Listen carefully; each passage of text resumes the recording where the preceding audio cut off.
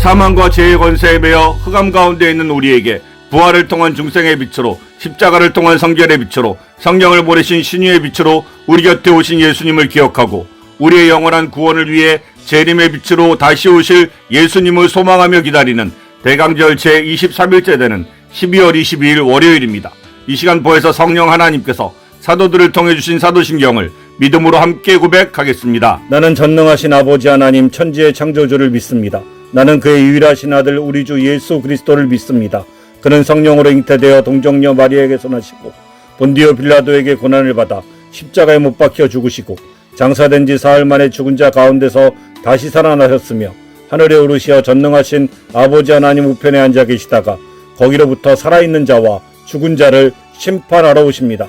나는 성령을 믿으며 거룩한 공교회와 성도의 교제와 죄를 용서받는 것과 몸의 부활과 영생을 믿습니다. 아멘. 중생, 성결, 신유의 은혜를 주신 예수님의 오심을 기억하고 다시 오실 예수님의 오심을 소망하며 기다리는 대강절 제23일째 되는 12월 22일 월요일 함께 묵상할 하나님의 말씀은 에베소서 2장 4절로 5절까지의 말씀과 시편 103편 8절 말씀입니다.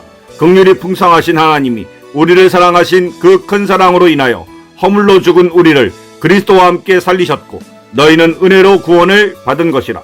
여호와는 긍휼이 많으시고 은혜로우시며 노하기를 더디하시고 인자하심이 풍부하시도다. 아멘. 오늘 우리가 에베소서 2장 4절로 5절과 시편 103편 8절 말씀을 중심으로 묵상할 제목은 한량없는 은혜와 사중복음입니다. 성부 하나님께서는 죄와 사망의 권세에 매여 흑암 가운데 있는 우리를 마음과 뜻과 힘을 다하여 사랑하셨습니다.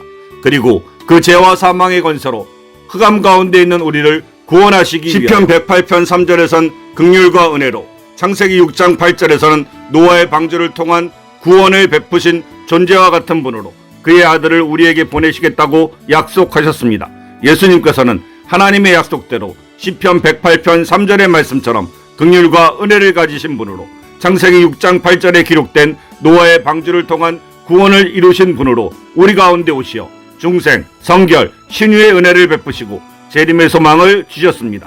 우리 안에 계신 보혜사 성령 하나님은 하나님 아버지의 거룩한 사랑의 약속과 중생, 성결, 신유, 재림의 은혜를 통해 그 약속을 성취하신 예수님의 은혜를 기억하게 하십니다. 첫째, 중생은 긍휼이 풍성하신 은혜를 믿음으로 받는 것입니다. 시편 103편 8절은 하나님이 긍휼이 많으시고 은혜로우시며 인자하심이 풍부하신 분임을 선포합니다. 긍휼은 마땅히 받아야 할 심판을 거두시는 자비이며 은혜는 받을 자격이 없는 자에게 베푸시는 선물입니다. 중생은 우리가 죄와 허물로 인해 영적으로 죽은 상태에 있을 때 긍휼이 풍성하신 하나님께서 그 큰 사랑으로 우리를 그리스도와 함께 살리신 사건입니다.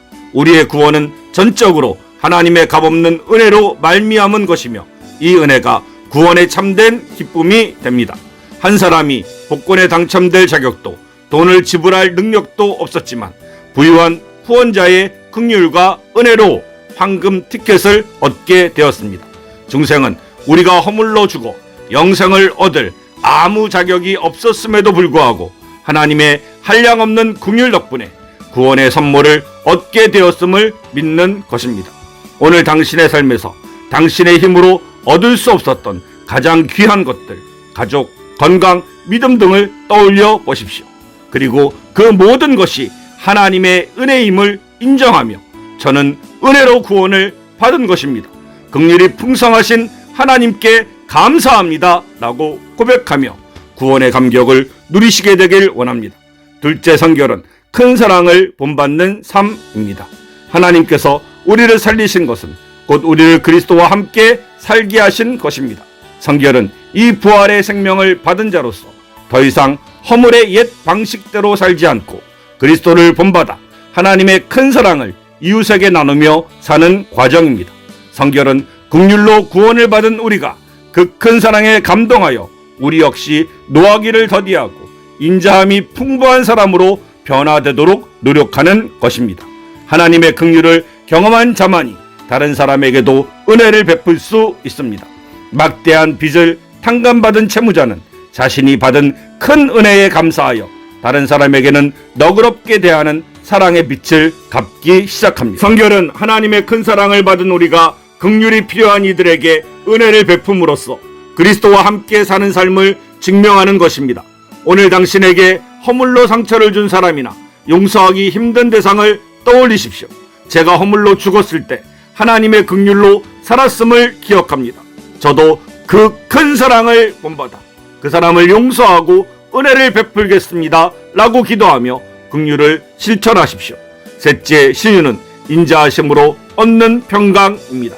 시편 103편 8절은 하나님의 인자하심, 헤세드 곧 변함없는 사랑이 풍부하시다고 말합니다. 이 변함없는 사랑은 우리의 모든 연약함과 고통을 아시고 감싸 안으시는 치유의 근원입니다. 신유는 긍휼이 풍성하신 하나님의 인자하심을 의지할 때 허물과 죄로 인해 생긴 영혼의 병과 육체의 질병이 깊은 사랑과 평안으로 채워져 온전한 안정과 회복에 이르는 것입니다. 그분의 풍부한 사랑이 우리를 치유합니다. 정교하고 값비싼 기계가 고장났을 때 그 기계를 가장 사랑하는 사람만이 가장 섬세하고 정확한 방법으로 고칠 수 있습니다.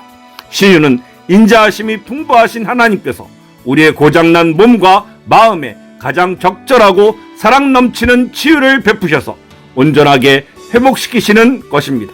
오늘 당신의 가장 깊은 고통이나 만성적인 질병을 하나님께 맡기십시오.